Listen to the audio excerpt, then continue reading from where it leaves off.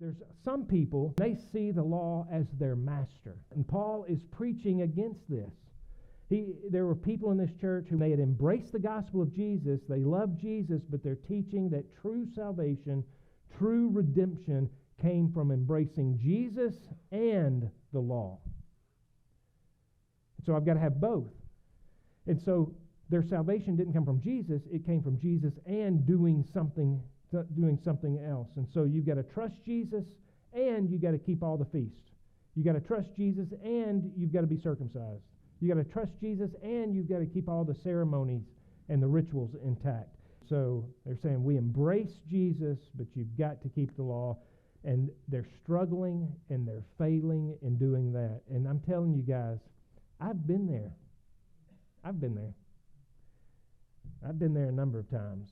We know what the law says. The Bible says don't do this and don't do that and do this and do this and do this. And we know that the law is good and we know that the law is right, so we spend our energy trying to keep the law. We clench our fists, we grit our teeth, and we say, I'm going to do it. I'm going to, beginning now, first Sunday in January, I'm going to do it. I'm going to live better.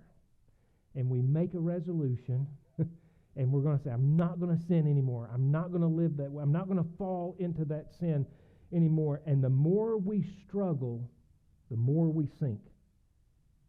Have y'all been there? And you make yourself promises, and you say, oh, why did I do that? God, I'm never going to do that again. And it's the 4th of January, and you realize, I've already messed up. Y'all been there?